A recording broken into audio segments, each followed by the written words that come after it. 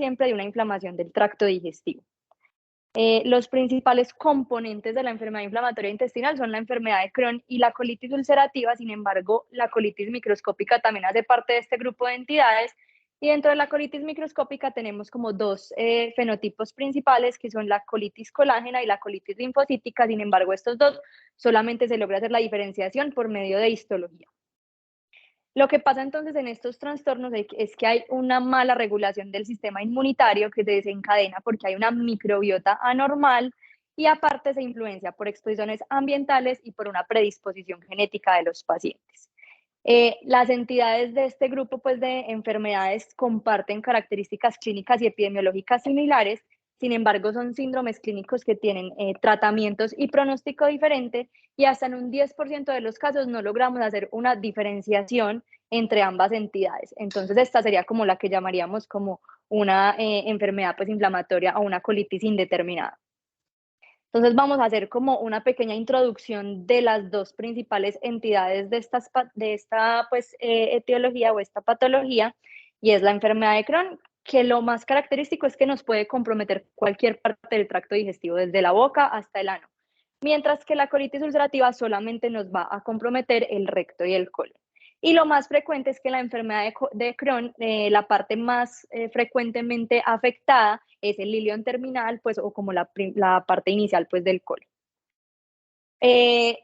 Otra característica que generalmente vamos a verla en la endoscopia es que en la enfermedad de Crohn vamos a tener una inflamación que es discontinua, que va a comprometer principalmente el eje longitudinal, y a la hora de hacer la biopsia va a comprometer como todas las capas mucosas. Mientras que en la colitis ulcerativa la inflamación va a ser continua, va a ser superficial, generalmente empieza en el recto y se extiende proximalmente hasta el colon, y a diferencia de la otra no compromete todas las capas pues, intestinales, sino solamente la mucosa. Como veremos, la clínica va a depender mucho como del compromiso localizador, pues como de la parte del intestino que esté comprometida. Como la enfermedad de Crohn compromete como una parte más extensa del colon, se va a caracterizar más como por una diarrea más abundante, por dolor abdominal, por pérdida de peso, mientras que la colitis ulcerativa va a ser más frecuente que se presente con síntomas bajos, como urgencia, tenesmo, más sangrado, pues como rectal. En la enfermedad de Crohn es más frecuente que tengamos complicaciones como las estenosis y las fístulas, y en ambas entidades vamos a tener manifestaciones extraintestinales que se pueden compartir en ambas, pero van a tener más frecuencia en una que en otra. Sobre la epidemiología, en realidad es una entidad que es muy frecuente. En el 2017 se presentaron más o menos 6.8 millones de casos en el mundo. Se dice que los países pues que en general la incidencia es de 5 a 15 casos por 100.000 habitantes, pero que en los países donde hay más tasa de incidencia podemos llegar hasta 30 casos por 100.000 habitantes. Y se ha visto que hay mayor prevalencia e incidencia de la enfermedad en países que tienen más altos recursos, y más en los países del norte que en los del sur, incluso más en Europa que en Asia, y esto lo han asociado mucho pues como a factores de la dieta y a factores genéticos. Este es un estudio que se realizó en Colombia, fue un estudio descriptivo de corte transversal entre el 2012 y el 2016. Ellos querían ver principalmente cuál era la asociación entre la enfermedad inflamatoria intestinal y el compromiso articular, pero nos dan una información valiosa sobre la prevalencia de la entidad en nuestro país. Acá vemos como de los 42.647 pacientes del estudio, 58% de las personas que tenían enfermedad inflamatoria intestinal eran mujeres. Y en cuanto a las dos diferentes etiologías, la incidencia pues, de la enfermedad de Crohn era de 17 por 100.000 habitantes, y de colitis ulcerativa de 113 por 100.000 habitantes en nuestro medio. Y vieron que los departamentos que mayor prevalencia tenían de enfermedad de Crohn, pues de enfermedad inflamatoria intestinal en general, eran Caldas, Risaralda, Quindío y Antioquia. Entonces, como les mencioné inicialmente, la patogenia de la enfermedad es multifactorial. Tenemos en cuenta factores genéticos, ambientales y propios del paciente, que van a ser principalmente la microbiota y el estado inmunológico, pues como tal de la persona. Entonces, en cuanto a los factores demográficos, las dos enfermedades se suelen presentar como con dos picos de presentación. Lo más frecuente es que lo encontremos entre la segunda y la tercera década de la vida, entre los 15 y los 30 años, incluso hasta los 40 años, pero describen otro pico ya en personas mayores hasta los 50 o a los 80 años. Es más frecuente que se presenten pacientes de raza blanca, sobre todo aquellos que tienen una ascendencia judía askenazi, que es como en la en las razas o en los grupos etarios en donde más se ha descrito la enfermedad. Y como mencionamos, la parte genética es muy importante. Se dice que los pacientes que tienen un familiar de primer grado con enfermedad inflamatoria intestinal tienen un riesgo relativo de presentarlo de hasta 8 a 10 veces. En cuanto a los factores ambientales, hay muchos factores de riesgo que están muy bien descritos en ambas entidades. El tabaquismo es uno de ellos, que se ha visto que tiene una relación muy importante, sobre todo en la enfermedad de Crohn, pero se ha visto que es un factor protector en la colitis ulcerativa. Es decir, cuando el paciente está fumando, hay menos riesgo de que tenga colitis ulcerativa y se ha visto que el cese del tabaquismo es el factor de riesgo para que presente pues como la enfermedad. Y hay otros factores de riesgo que se han asociado, como la exposición a antibióticos, los anticonceptivos orales, el consumo de AINES, la apendicectomía, al igual que tabaquismo, es un factor de riesgo en enfermedad de Crohn, pero se ha visto que es un factor protector en colitis ulcerativa. Y la dieta, sobre todo desde que se ha empezado como a incluir todos estos alimentos ultraprocesados. Entonces acá les traigo como un cuadrito que es comparativo, que nos muestra como los diferentes factores en cada una de las enfermedades. Vemos cómo, ay, yo no sé si ahí ven bien, el tabaquismo es riesgo en Crohn, pero es protector en colitis ulcerativa. Los antibióticos son riesgosos en ambos. La lactancia materna se ha visto que es protector para ambas entidades. La mayoría pues se han estudiado en estos pacientes de raza blanca, que es donde más prevalencia se ha descrito. Los anticonceptivos orales son más riesgosos en enfermedad de Crohn, pero no es tan concluyente en la colitis ulcerativa, y lo mismo pasa pues como con la terapia de reemplazo hormonal. La apendicectomía, como vimos, riesgo en Crohn, pero protector en colitis ulcerativa. Se ha visto que los niveles bajos de vitamina D es riesgoso para los dos, y el consumo de té o café es protector para ambas entidades. Entonces, como les mencioné, acá están pues como los factores demográficos y ambientales que nos pueden predisponer o proteger de las entidades, y los factores genéticos, pues no vamos a entrar a fondo pues en cada uno de estas mutaciones, pero vemos como hay más de 200 locus que se asocian a enfermedad inflamatoria intestinal, y hay unos subgrupos que se asocian específicamente con cada una de las entidades, y se dice que más o menos del 12 al 14% de los pacientes que tienen enfermedad inflamatoria intestinal tenían un antecedente familiar pues con esta patología. Entonces ya hablamos de la genética y de los factores ambientales. Otra parte muy importante en la patogenia de la enfermedad es la microbiota. Se ha visto pues que hay disminución de ciertas bacterias y aumento de otras bacterias. Principalmente se disminuyen los bacteroides y los firmicutes, se aumentan los Acinetobacter. En un tercio de los pacientes hay un aumento de la E. coli, y hay disminución del Faecalibacterium prausnitii, no sé cómo se dice, pero lo que hace es que tiene propiedades antiinflamatorias. Entonces, al haber esta disregulación, nos va a predisponer. Y aquí entra en juego entonces también todos estos factores genéticos que nos alteran la inmunidad del paciente. Entonces, vamos a ver que la fisiopatología de ambas entidades es muy similar. En ambas hay una disfunción de la barrera. Esta disbiosis lleva a una activación anormal de la inmunidad innata y celular.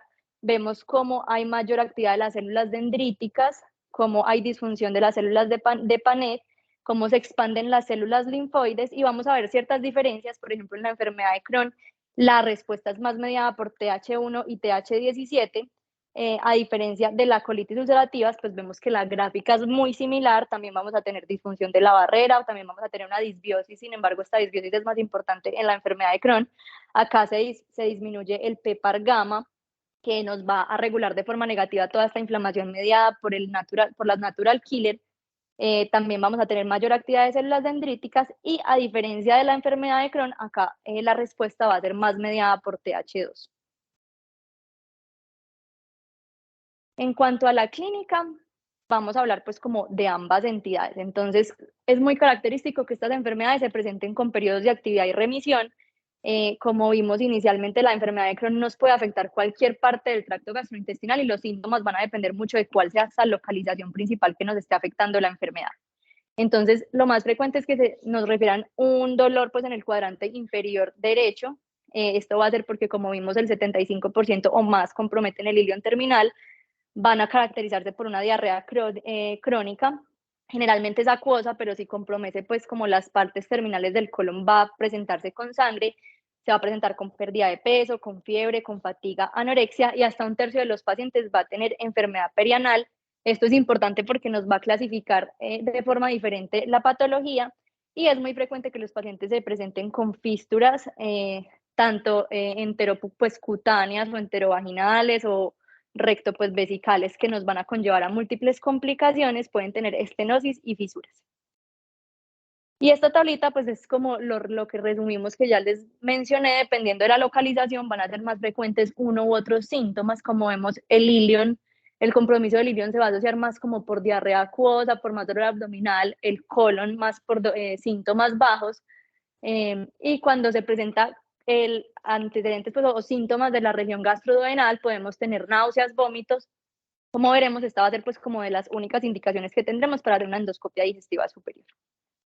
Es importante pues como conocer que puede comprometer diferentes partes del intestino porque esto nos va a permitir hacer como la clasificación fenotípica de la entidad que como vemos la clasificamos dependiendo pues de la edad de la presentación de los síntomas, de la localización y del comportamiento de la enfermedad que va a ser. Si es fistulizante, pues que es lo mismo que penetrante o obstructivo o inflamatorio. Entonces ahí vemos como las tres típicas complicaciones, pues que son como la primera imagen, es solamente como esta parte inflamatoria que se va a caracterizar pues como por esta inflamación de la mucosa colónica. En la segunda vemos ya cuando hay un compromiso de estenosis que se pueden presentar con síntomas obstructivos. Y en la tercera vemos las fístulas enteroentéricas que son las más frecuentes, pero podemos tener pues fístulas en realidad en cualquier otro órgano. En cuanto a la colitis ulcerativa, me compromete solamente el colon, entonces acá va a ser más frecuente esta diarrea que es con sangre, se van a presentar más síntomas bajos como la urgencia, el tenesmo o la incontinencia fecal, van a tener más aumento en la frecuencia de las deposiciones nocturnas, también se pueden presentar con dolor abdominal, sobre todo cuando hay un compromiso pues como de todo el colon, que sería una pancolitis, y se ha descrito que hasta el 10% de los pacientes que tienen proctitis o colitis izquierda pudiesen tener un estreñimiento paradójico, entonces pues no debemos olvidar pues que también se pueden presentar no con diarrea, sino con estreñimiento. Acá también la vamos a clasificar según la extensión del compromiso del colon, entonces en la primera imagen vemos que se compromete solamente pues esta parte del recto, que sería la proctitis, que es la más frecuente hasta en el 60% de los pacientes, ya después estaría la colitis izquierda, que se presenta hasta en el 45%, y la colitis extensa o pancolitis hasta en el 35% de los pacientes. Y esto va a ser importante porque, como veremos más adelante, nos va a guiar sobre unas pautas en el manejo. Como mencionamos inicialmente, ambas entidades van a presentar manifestaciones extraintestinales, que siempre es muy importante tenerlas en cuenta y buscar.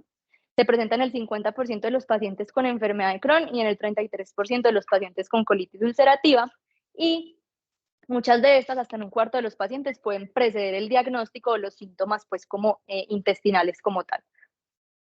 Entonces vamos a hablar un poquito de las más frecuentes. Están las manifestaciones mucocutáneas. Acá son frecuentes hasta en un 20% las artropatías periféricas y también las artropatías axiales. Vamos a ver que las artropatías axiales es más frecuente que encontremos esta manifestación extraintestinal en enfermedad de Crohn que en colitis ulcerativa.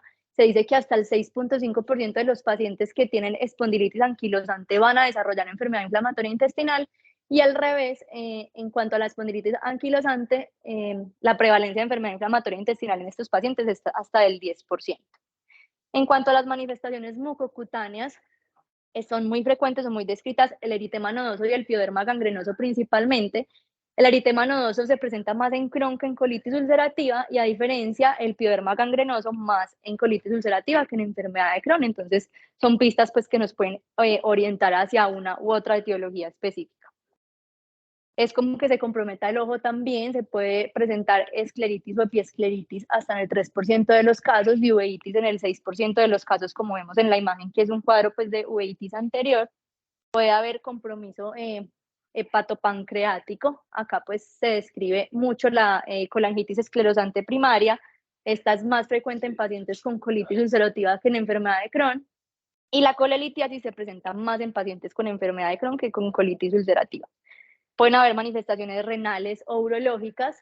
Podemos tener también manifestaciones trombóticas. Esto es muy importante porque siempre que tengamos estos pacientes hospitalizados no se nos puede pasar por alto la tromboprofilaxis. Van a haber compromiso pues también como de toda la parte ósea, hasta en el 40% de los pacientes podemos tener osteopenia o osteoporosis.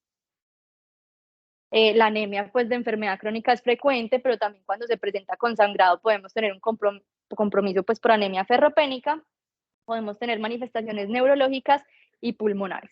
Entonces, una amplia gama pues de manifestaciones extraintestinales que debemos tener presentes para buscar cuando tengamos estos pacientes. En cuanto al diagnóstico, van a ser pues como varias campos pues que debemos tener en cuenta para enfrentarnos a estos pacientes. En la enfermedad de Crohn y en la colitis ulcerativa va a ser importantísima pues la parte clínica, sobre todo la parte endoscópica y el diagnóstico histológico. Y en la enfermedad de Crohn cobra un poquito mayor importancia la parte imagenológica, que nos va a ayudar primero a hacer esta diferenciación fenotípica y a buscar pues como las complicaciones de la enfermedad. Entonces, para ambas entidades vamos a pedir, como en todo, pues unos paraclínicos iniciales que no son diagnósticos, pero nos pueden orientar. Y es que generalmente, como son patologías inflamatorias, podemos tener anemia, tanto por ferropenia o por inflamación crónica, leucocitosis o trombocitosis, aumento de PCR más que la BCG, pues va a ser útil en estos casos. Podemos tener hipoalbuminemia o deficiencia vitamínica, sobre todo cuando hay un compromiso extenso del intestino delgado en Crohn. Y la calprotectina fecal, pues se ha visto que es uno de los marcadores fecales más útiles. Se habla de que cortes menores de 40 o 50, la probabilidad de tener una enfermedad inflamatoria intestinal es menor del 1%. Y hay diferentes cortes, pues como que la literatura varía, pero se habla de que un corte mayor a 150 nos habla de probabilidad de enfermedad inflamatoria intestinal cuando no hay diagnóstico, y un corte mayor de 250 cuando ya tenemos el diagnóstico es el que mejor se correlaciona con esta inflamación pues endoscópica. Y en la literatura, pues durante la historia se han descrito mucho estos autoanticuerpos, los P-ANCA y los ASCAS. Sin embargo, no se recomiendan pues como para hacer el diagnóstico porque la sensibilidad y la especificidad no son muy buenas, lo podemos tener incluso en pacientes sanos, pero vemos como los ANCA son más frecuentes en colitis ulcerativa y los ASCA son más frecuentes en pacientes con enfermedad de Crohn. Entonces, ante la duda diagnóstica, son como paraclínicos de laboratorios que nos pueden apoyar al diagnóstico. Quizá pues como la parte o el gol estándar para estas etiologías van a ser los estudios endoscópicos, principalmente la colonoscopia. Desde que vemos pues como las imágenes macroscópicas pues o de la mucosa vamos a tener como unas características que orienten a una u otra. Sin embargo, el diagnóstico va a ser histológico también. Como vimos inicialmente, el Crohn va a tener un compromiso que va a ser segmentario, asimétrico, va a caracterizarse por unas úlceras pues en forma longitudinal o serpiginosas pues que las describen, y es muy frecuente que estas lesiones se intercalen con parches pues, o partes de mucosa normal que le va a dar como esta característica de patrón en empedrado. Y una característica muy importante es que generalmente pues nos va a respetar el recto. Y en cuanto a la colitis ulcerativa, acá el compromiso va a ser más superficial, va a ser continuo y generalmente empieza en el colon y se extiende proximalmente. Acá, a diferencia pues del Crohn, las úlceras van a estar asociadas a una mucosa que siempre va a estar inflamada. Es raro pues ver una mucosa que sea normal. En el 75% de los casos se describe el parche secal, es decir, como este compromiso inflamatorio alrededor del ciego, entonces siempre se debe buscar. Y se describe pues como el backwash ileitis, que es como el compromiso del ilion terminal, pero es porque se devuelve como toda esta parte inflamatoria.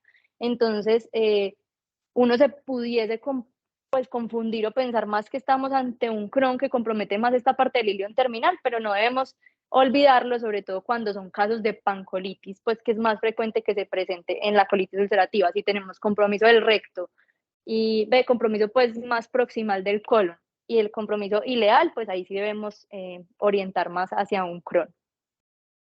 Acá vemos pues como unas imágenes, acá en la parte de acá vemos como las típicas úlceras serpiginosas pues en el eje longitudinal y el patrón en empedrado. Y acá vemos como los cambios iniciales de la colitis ulcerativa, que se caracteriza mucho como por esta pérdida del patrón vascular.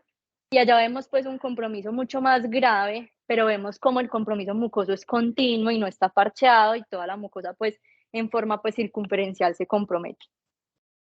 Hay otros estudios endoscópicos que nos pueden ayudar. La endoscopia digestiva superior solo la vamos a pedir si tenemos síntomas gastrointestinales altos. La cápsula endoscópica nos sirve sobre todo cuando tenemos estudios endoscópicos o no nos queda muy clara pues como las características en la colonoscopia. Esto nos puede ayudar a determinar si hay compromiso pues del intestino delgado o no. Y la enteroscopia solamente si requerimos diagnóstico histológico o necesidad de terapia, pues como para manejo de estenosis sobre todo. En cuanto a la histología, pues siempre recomiendan que cuando hagamos los estudios endoscópicos, los gastroenterólogos deben tomar biopsias seriadas, generalmente se hablan de 2 de cada segmento o incluso más. En la enfermedad de Crohn, como vimos, va a haber un compromiso transmural. eh, Acá se van a respetar las células caliciformes, es decir, vamos a tener la mucina normal, vamos a tener agregados linfoides transmurales, metaplasia de la glándula pilórica es frecuente y lo más característico son quizá los granulomas pues, de la enfermedad de Crohn. Sin embargo, en las biopsias de la mucosa los tenemos solo en el 15%, pero en los especímenes quirúrgicos los encontramos mucho más frecuentes, hasta en el 70%. En cuanto a la colitis ulcerativa, los hallazgos histológicos van a comprometer solo la mucosa, acá van a ser más frecuentes pues como esta distorsión de la arquitectura de las criptas, son muy frecuentes los microabscesos y las úlceras crípticas, y a diferencia de la enfermedad de Crohn, acá sí vamos a tener una depresión de la mucina que nos van pues a mencionar, y la metaplasia de las células de Paneth generalmente nos va a hablar pues como de la cronicidad del cuadro.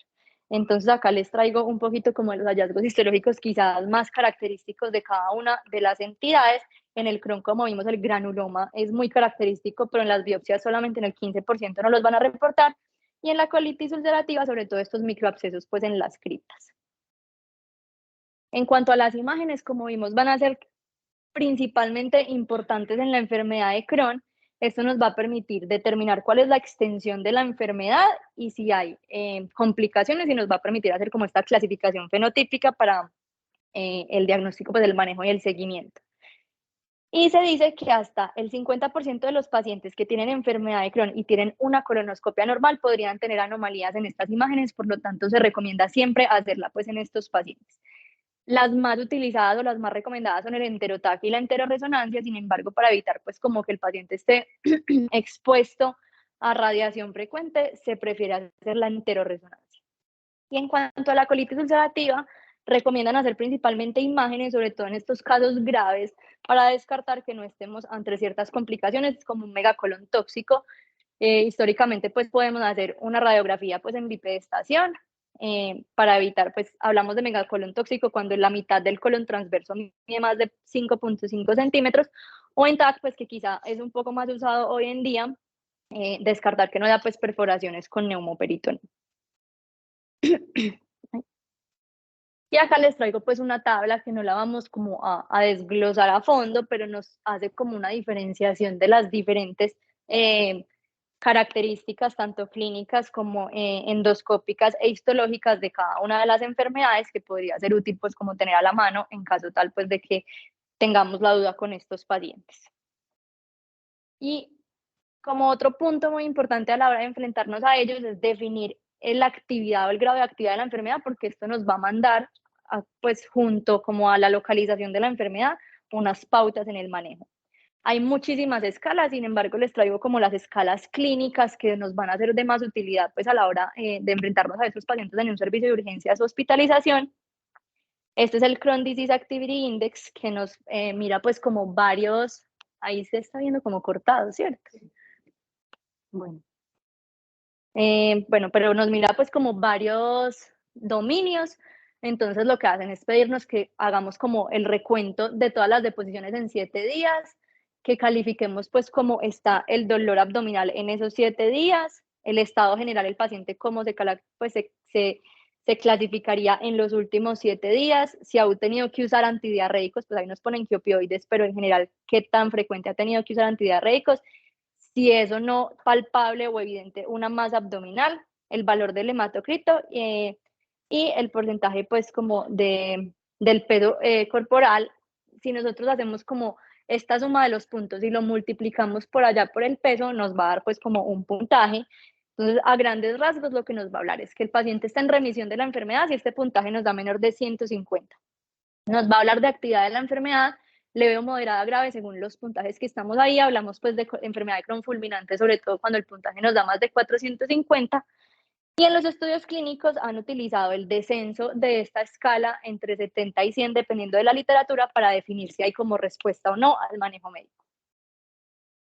Y en cuanto a la colitis ulcerativa, hay muchos estudios o escalas que tienen hallazgos endoscópicos. Por ejemplo, la escala de Mayo es una de las más utilizadas, pero nosotros pues a la hora de enfrentarnos en estos pacientes, quizá la más útil es la enfermedad, ¿ves? La escala de Trulowitz, perdón, que nos va a mirar también pues como el sangrado en heces, la frecuencia cardíaca, la temperatura, la hemoglobina, la BCG y la PCR, y dependiendo de los diferentes valores pues como de estos parámetros, nos va a clasificar la enfermedad en leve, moderado o grave. Y esto va a ser útil pues como para saber cuál es el mejor manejo, tanto de inducción de los síntomas, pues de remisión de los síntomas y de mantenimiento para los pacientes.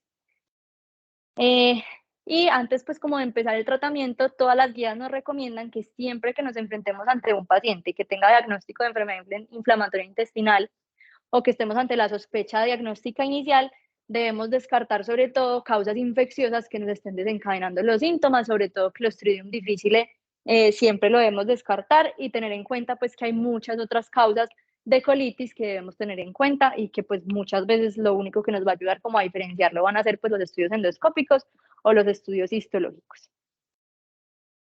Y ahora sí vamos a hablar un poco pues sobre el tratamiento puntual, principalmente las recomendaciones más grandes que nos dicen las guías, porque pues son manejos que probablemente nosotros, por ser tanto biológico y tantas escalas, pues en el manejo de los pacientes no vamos a usarlos, pero es bueno conocerlos. Las metas con estos pacientes va a ser lograr un control de la inflamación, controlar los síntomas. Se busca siempre lograr como una recuperación pues como de la mucosa, prevenir las complicaciones e inducir pues como la remisión de la enfermedad. Entonces vamos a hablar sobre las principales recomendaciones de la enfermedad de Crohn. Lo primero que nos dice la guía del Colegio Americano de Gastroenterología es que debemos reconocer que hay unos modificadores de la enfermedad. Entonces ellos nos dicen, siempre en estos pacientes debemos evitar los AINES y el cigarrillo porque nos pueden exacerbar la enfermedad y nos puede predisponer a mayor frecuencia de las recurrencias. Nos dicen que si bien el uso de antibióticos se ha asociado como un factor de riesgo en estos pacientes, no se debe evitar el uso de antibióticos solamente para promover, pues para evitar las recaídas de la enfermedad. Y se ha visto que en estos pacientes con enfermedad de Crohn, los síntomas ansiosos, depresivos nos pueden predisponer a mayor recaída pues de los síntomas y a un peor control de la enfermedad. Entonces, como vimos, no, el manejo pues nos lo van a dividir dependiendo pues como de la gravedad de la enfermedad. En la enfermedad de Crohn lo vamos a hacer principalmente por la escala que ya les mostré. Entonces, en la enfermedad que es leve a moderada, que tiene un CDAI menor de 220, nos dicen, para inducir pues como la remisión de síntomas, vamos a tener en cuenta también el compromiso o la localización del compromiso. Si es enfermedad colónica principalmente, la sulfasalacina oral nos va a servir sobre todo de 3 a 6 gramos al día. Acá, a diferencia de la colitis ulcerativa que se usa mucho en enemas o en supositorios, en la enfermedad de Crohn no se ha visto que tenga tanta utilidad. Principalmente debemos usar pues la sulfasalacina oral, y cuando haya más compromiso del ilion, nos recomienda hacer uso de la budesonida, que es de liberación controlada pues intestinal, que no tiene tanta absorción sistémica, en una dosis de 9 miligramos una vez al día. Nos dicen que en estos pacientes no nos sirve la mesalazina oral, ni el metronidazol, ni el ciprofloxacino para inducir pues como esta remisión de los síntomas. En la enfermedad moderada a grave, que ya va a ser un CDAI de 220 a 450, acá para inducir la remisión, lo principalmente van a ser ya los corticoides orales sistémicos, acá la prednisona en una dosis de 40 a 60 miligramos día, o sus esteroides, pues como otros esteroides con dosis equivalentes, y nos van a recomendar también el uso de ciertos inmunomoduladores. Acá, pues nos dicen que las tiopurinas, pues que son las atioprina, quizá la que más conocemos, y el metotrexate, nos dicen que no son más eficaces que el placebo como para hacer esta remisión sintomática. Sin embargo, nos dicen que en estos pacientes que son dependientes a esteroides los pudiésemos usar como ahorradores de esteroides, y nos dicen que ni la ciclosporina, ni el tacrolimus, ni el micofenolato han demostrado actividad como para el tratamiento de la enfermedad luminal activa, como para la remisión de estos síntomas. Los anti-TNF, que son principalmente pues el infliximab y el adalimumab, quizá los que más conocemos, nos van a ayudar en la remisión sintomática en estos pacientes con enfermedad moderada grave, sobre todo cuando son resistentes al tratamiento con esteroides o cuando son refractarios al tratamiento con tiopurinas o metotrexate. Y se ha visto que el tratamiento principalmente infliximab, cuando lo combinan con una tiopurina, es más eficaz que cualquiera de los dos medicamentos solos. Y otros agentes están, pues contamos con otros inmunomoduladores que son aquellos que van dirigidos hacia el tráfico pues, de los leucocitos y aquellos dirigidos hacia la interleuquina 23 y 12, que sería el ustekinumab, y de los leucocitos el vedolizumab y el natalizumab. En enfermedad fulminante nos van a decir ya no esteroides orales, sino intravenosos, principalmente metilprednisolona, una dosis de 40-60 miligramos día. Y también en esta enfermedad grave nos sirve el anti-TNF y principalmente se han hecho más estudios con el infliximab. Y nos hacen como un apartado en las guías para esta enfermedad que es de compromiso perianal y que tiene compromiso pues con fístulas. Nos dicen que las tiopurinas, es decir, la satioprina tiene buena evidencia. Acá, sobre todo cuando son fístulas que no son complicadas, que son enterocutáneas, los antibióticos nos podrían ayudar al manejo inicial de estos pacientes. Cuando las fístulas son perianales, los anti-TNF nos pueden servir, y cuando son enterocutáneas o rectovaginales, los estudios principalmente son con infliximab. Y nos dicen pues que cuando tenemos esta enfermedad fistulizante, una parte fundamental del manejo va a ser siempre drenar estos abscesos que tengamos, porque si no, pues no van a mejorar. Y se ha visto pues que la colocación de cetones, que son como unos clipsitos que nos van a ayudar como a controlar las fístulas, van a ser pues de utilidad en el manejo. Entonces, lo que acabamos de ver fue como estos medicamentos o el arsenal de medicamentos que nos pueden ayudar a inducir la remisión de síntomas cuando estamos ante una actividad aguda, y para el mantenimiento nos dan pues como varias opciones. Nos dicen que si el paciente logró remisión con esteroides, ahí sí podemos dejar manejo con tiopurinas o metotrexate, y que cuando ya sabemos que el paciente es dependiente a esteroides, desde que el paciente llegue y tiene síntomas, podemos empezarle pues estos dos medicamentos sin esperar a que ya esté en la remisión. Eh, Nos dicen que si el paciente logró la remisión con anti-TNF, deberíamos continuar el manejo con anti-TNF, y que si utilizamos azatioprina o metotrexate, los podríamos combinar, pues es decir, un infliximab con alguno de los otros dos. Si se logró remisión con vedolizumab, pues mantenernos con vedolizumab. Si se logró remisión con natalizumab, mantenernos con natalizumab. Y lo mismo con el ustekinumab. Y en cuanto a la colitis ulcerativa, también nos la van a dividir en gravedad y en compromiso, pues como de la patología como tal. Leve, pues según esta clasificación de Trulov-Wicks, para inducir la remisión, vamos a ver si es solo proctitis. Si es solo proctitis, acá pues nos van a recomendar las terapias locales con 5-ASA, pues que sería sulfasalacina o mesalacina, acá en enemas o en supositorios a una dosis de 1 gramo día. Si hay más colitis izquierda, nos recomiendan ya usar los 5-ASA, tanto orales como rectales, pues en enemas o en supositorios. Y cuando hay colitis extensa o pancolitis, pues hay más evidencia ya con el manejo, pues con estos agentes orales, al menos en una dosis de 2 gramos al día. Si en esta enfermedad leve no nos responde inicialmente con sulfasalacina o mesalacina, ahí también le podríamos adicionar budesonida, pues de liberación retardada intestinal. Y para el mantenimiento debemos, para la proctitis, quedarnos con la sulfasalacina rectal, y para la colitis izquierda o la pancolitis con la sulfasalacina pues oral. Cuando ya hay un compromiso moderado a severo, entonces nos dicen que cuando es moderado nos pueden seguir sirviendo la budesonida de liberación intestinal o la sulfasalacina o la mesalacina. Y si no nos mejora, podríamos ya pasar de una al esteroide sistémico. En la severa nos recomiendan empezar de una con el esteroide sistémico. Y en estos pacientes también se ha visto que podemos utilizar para la remisión anti-TNF en monoterapia. Si usamos infliximab, nos dicen que podríamos considerarlo, usarlo en combinación con tiopurinas, pero no se debería usar las tiopurinas o el metotrexate como monoterapia, pues en esta fase de inducción de la remisión de síntomas. Cuando no nos responden a TNF, ellos nos dicen deberíamos cambiar a otro grupo de medicamentos, generalmente vedolizumab o tofacitinib, pero hay pacientes que inicialmente tienen una buena respuesta a los anti-TNF, pero van perdiendo como esta eficacia en el tiempo. En estos casos sí podríamos hacer el cambio a otro anti-TNF. Y como les mencioné, pues otras opciones para la inducción de síntomas serían el vedolizumab o el tofacitinib. Y para el mantenimiento de esta enfermedad, pues va a ser en realidad un poco pues lógico. Si nos logró remisión con esteroides, vamos a usar tiopurinas principalmente, y anti-TNF, vedolizumab o tofacitinib, vamos a continuar la terapia de remisión con estos agentes. No se ha visto, pues, o no se recomienda hacer terapias de mantenimiento ni con esteroide sistémico ni con metotrexato. Esteroide sistémico, pues, en ninguna de las dos entidades, ni en Crohn ni en colitis ulcerativa. Y en colitis ulcerativa nos recomienda no hacerla con metotrexato, sobre todo en estos casos, pues, moderados a graves. Y está el paciente, pues, que tiene una colitis ulcerativa severa, que generalmente va a ser aquel que vamos a tener que hospitalizar. Nos dicen, siempre debemos descartar infección por clostridioides. Siempre en estos pacientes debemos hacer una sigmoidoscopia flexible, no colonoscopia, sino sigmoidoscopia, idealmente en las primeras 24 horas. Debemos descartar megacolon tóxico con imágenes y evitar medicamentos que tengan efecto anticolinérgico, como AINES, pues, o opioides. Nos dicen que entonces hay pues como dos grandes opciones, pues que tenemos o infliximab o ciclosporina. Esto nos va a depender pues como del centro, de la disponibilidad. No hay como una recomendación clara pues en cuanto a la evidencia de la efectividad de las dos.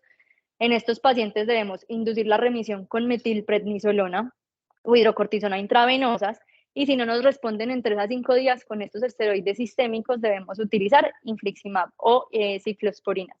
Si logramos remisión con infliximab, debemos continuar con el infliximab, pero si logramos remisión con ciclosporinas, ahí nos vamos más por una satioprina o por el vedolizumab. Y ya por último, para concluir, pues la enfermedad inflamatoria intestinal compromete pues como dos agentes o dos patologías principales, que son la enfermedad de Crohn y la colitis ulcerativa. Ambas nos comprometen principalmente el tracto gastrointestinal, pero debemos conocer todas estas complicaciones o compromiso extraintestinal para buscarlo y tratarlo. Como vimos, es una etiología multifactorial, tanto genética como de factores de riesgo o ambientales, y debemos utilizar, pues, o realizar un estudio adecuado desde el diagnóstico para hacer una clasificación fenotípica y de la actividad, y así lograr pues como guiar el tratamiento y el manejo médico para lograr un buen pronóstico en estos pacientes. Muchas gracias.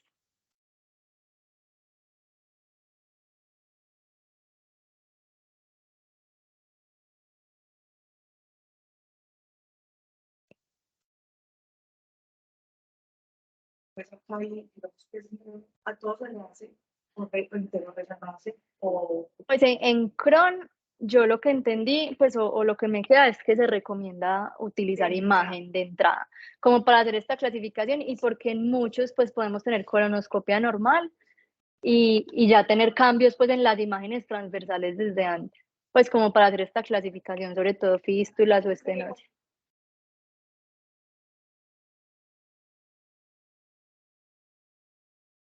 En que después de que uno tenga ningún síntoma,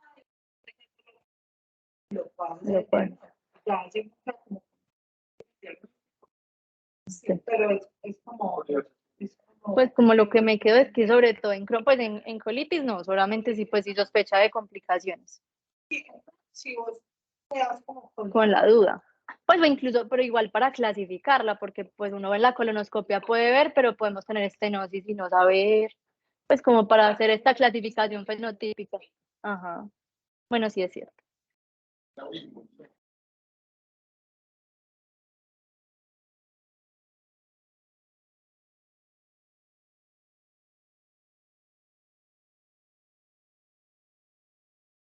Nosotros tenemos un gran poder de impactar en los pacientes, porque algunas veces puede ser difícil saber si el paciente tiene Crohn o tiene colitis ulcerativa, o incluso hay pacientes que tienen Crohn colónico, que también se presentan. Entonces, lo más importante es tener en cuenta que es una diarrea crónica. Si usted simplemente por la diarrea crónica llega fácilmente un diagnóstico de una colitis ulcerativa a una enfermedad de Crohn, que siempre es el caso. Lo que decías de los anticuerpos es muy importante. Tienen muy baja sensibilidad, pero si te dan positivos en un contexto clínicamente compatible, que apoyar. esa es una cosa muy importante. Lo otro es que la biopsia como tal, no, aunque hay algunos cambios que se describen histológicos de esas dos condiciones, la biopsia por sí sola no es diagnóstica. O sea, muchas veces a uno el patólogo te reporta pues inflamación crónica observosa, pero eso pues te lo puede dar una colitis infecciosa. Entonces uno siempre tiene que estar ahí como pendiente. Eso pues en cuanto a la parte del diagnóstico, es muy importante. En la parte del tratamiento casi siempre nos llegan los pacientes es con actividad grave, ya sea de colitis ulcerativa o enfermedades de Crohn. Y donde nosotros tenemos que estar pues como claros. Digamos, desde medicina interna nos dejan pues mandar un infliximab pues para pues cualquiera pues, como estos, pero eso es importante identificar el paciente que tiene lo que tú dijiste, que no vaya a tener megacolon tóxico, ¿sí? Entonces ahí donde nosotros intentamos descartar, porque una de las principales infecciones que descompensan también la colitis y el Crohn es los trigloides y citomegalovirus. Entonces, pues si es un paciente, digamos, que tiene pues como algún factor de riesgo para esto, descartarlo y pues en el periodo pues como agudo iniciar los esteroides. Nosotros usualmente les damos hidrocortisona, pues, pero también hay estudios con metil, con prednisona oral, y les damos usualmente 100 miligramos cada 8 horas, se le dan por 7 días, mientras el paciente como que lo sacamos de la crisis y ya pensamos ya sea en remitirlo pues, como a su gastroenterólogo para que le mande el biológico, o en caso que me ha tocado ponerle la ceftriaxona y me ha tocado ponerle la ceftriaxona de una vez. Sobre todo cuando tienen cosas pues cuando tienen, por ejemplo, artritis psoriásica o espondiloartritis, me encanta porque de una vez uno lo llama, le pone el biológico, en fin, pues, que sea cierto. Bueno, y una cosita que no hablamos mucho, pero que es muy importante en la parte del diagnóstico es la calprotectina fecal. ¿Sí? La calprotectina fecal es una enzima que tienen todos los neutrófilos cuando hay pues, como procesos inflamatorios, ella se libera y pues, tiene como un efecto antibiótico y claro, eso es como de forma consecutiva todos los neutrófilos. Tiene muy buen valor reactivo negativo.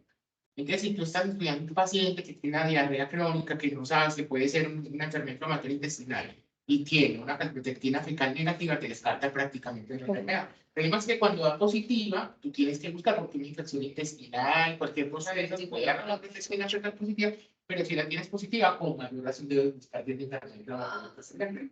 Y que en consulta externa es Muy útil. Pero bueno, para el seguimiento. Para el seguimiento. Y uno lo ve con el gastroenterólogo, que pues yo no sé, a ustedes no les toca rotar en la clínica que ellos tienen allí de enfermedad inflamatoria. Lo siguen es con calma. No, y aquí hemos hecho mucho diagnóstico en pura calprotectina. Se demora un poquito, pero sí. De resto, es súper bien. Sí, profe. Buena charla, me gustó mucho la parte del tratamiento y no sé si de pronto yo lo omití o si de pronto aumentaste un poquito de las presentaciones de Nesacil. Si hay alguna diferencia entre tratar por presentación de tabletas o Ay, profe, la verdad, No, Ni- no, no. Bueno, porque yo creo que es importante. Ajá.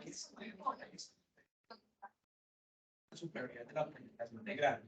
Ok. Entonces es importante siempre que el paciente se trate con mesalazina, insistir que la presentación debe ser en granos, que hay pacientes que toman la tableta y la toman así sale derechito. Haciendo mismas de. Sí, sí. sí, pero como la presentación era como el foco. Así como Ajá. sí. Ya mostramos. Es que es muy amplio el tema. Muy bien, sí. Todo, Y porque la tratamiento, idea era bueno. como el enfoque y diagnóstico, pues, y como que no se le escapara a uno nada. Pero pues uno puede hacer una charla solo de manifestación. De Solo de actividad grave, Con 30 páginas. amigas, que puede hacer una de solo Actividad. actividad grave de la colitis Sí, buenas tardes. Muchas gracias, profes. Voy a darle las otras. Aquí en el Pablo está puesto el manejo de la unidad de colitis. Y ya hay muchos gastroenterólogos. Sí, sí, claro. Pero que además estamos en la zona de la Yo tenía una en la consulta, tenía una colitis por ahí, con un dolor atrás, colitis por ahí.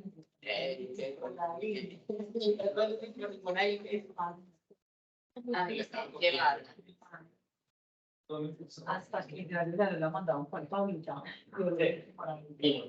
Y otro asunto que es un poquito también del tema, pero ustedes no han visto que al intestino irritable de la microbiología. ¿Por qué le dan 5 horas a los pacientes que tienen cualquier diarrea? Y después viene endoscopia por la dispepsia que Obvio.